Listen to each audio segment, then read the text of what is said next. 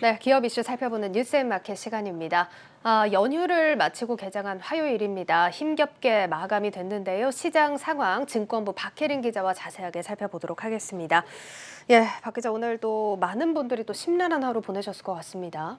네, 맞습니다. 오늘 많은 분들의 한숨이 정말 여기저기서 들렸는데요. 예. 오늘 코스피 지수는 전거래일 대비 1.35% 하락한 2,916포인트로 장을 마쳤고, 코스닥 지수도 1.36% 하락 마감했습니다.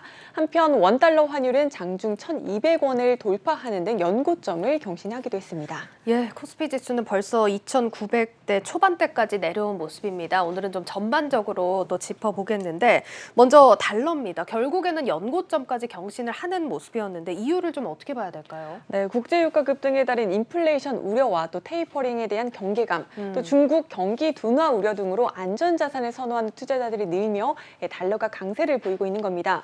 여기에 외국인 투자자들의 신흥국 투자 심리 악화로 국내 증시에서 자금을 빼면서 원화 가치가 낮아지고 있기도 합니다. 예, 지금 뭐 말씀해주신 유가, 또 인플레이션, 테이퍼링, 중국 경기 모두 단기에 해소될 사안들은 아니기 때문에 더 걱정이 되는 시점입니다.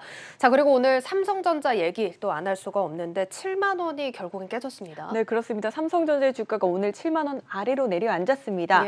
예. 삼성전자 주가가 6만 원 선을 기록한 건 지난해 12월 이후 약 10개월 만입니다. 예. 오늘 삼성전자는 전거래일 대비 3.5% 하락한 6만 9천 원에 장을 마쳤습니다.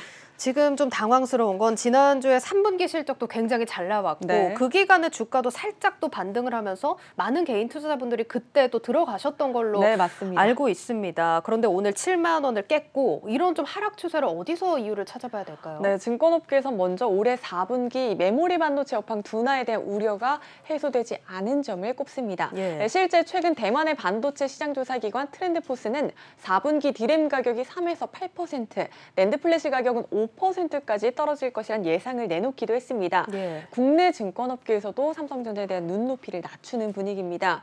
오늘만 해도 미래에셋증권이 목표 주가를 10만 원에서 8만 2천 원으로 18% 하향 조정했습니다.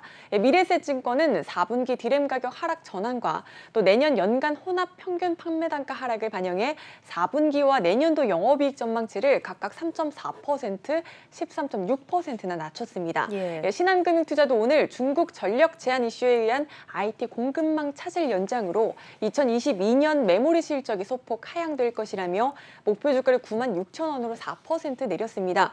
이외에도 하이투자증권이나 이베스트투자증권 등이 삼성전자에 대한 눈높이를 낮춰잡았습니다.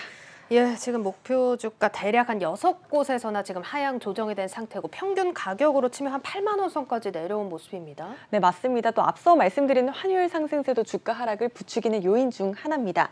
다만 내년 하반기부터 이 서버와 모바일용 디램을 중심으로 업황이 반등할 것이란 전망도 나오고 있습니다. 예. 재고와 공급 불균형에 따른 단기적인 가격 하락은 있겠지만 결국 이 5G 스마트폰 보급 확대와 또 대형 클라우드 업체들의 이 서버 증설 등에 힘입어 내년도 수요는 여전히 견조하다는 분석이 나오고 있습니다. 예, 뭐 정리를 해보면 일단 이런 하락세는 아무래도 이런 시장 상황, 업황 상황이 좀 반영이 되는 모습입니다. 자, 수급 상황도 중요할 것 같은데 어떻습니까? 네, 외국인과 개인의 판단이 크게 엇갈리고 있습니다. 개인은 이달 들어서 이 삼성전자를 단 하루도 빼놓지 않고 사들이고 있습니다. 외국인은 지난 8일 삼성전자의 3분기 잠정 실적이 발표된 날 이 소폭 매수한 걸 제외하면 이달 들어 줄곧 삼성전자 주식을 팔아치우고 있습니다. 예. 보시다시피 규모로 보면 개인은 전거래일까지 7,200억 원 순매수세를 보였고 외국인과 기관은 각각 약 5,200억 원, 2,000억 원 순매도했습니다. 예, 일단 개인 매수세가 또 많이 들어와 있는 만큼 빨리 반등을 해줬으면 좋겠습니다.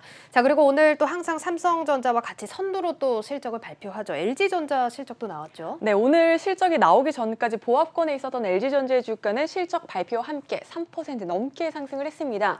LG전자의 3분기 매출액은 18조 7,845억 원으로 분기 기준 사상 최대 매출액을 기록했기 때문입니다. 예. 다만 전기차 화재 리콜 충당금에 따라 영업이익은 전년 대비 반토막이 난 5,407억 원을 기록했습니다. 연결 기준 순이익과 또 사업 본부별 실적은 이달 28일에 발표될 예정입니다.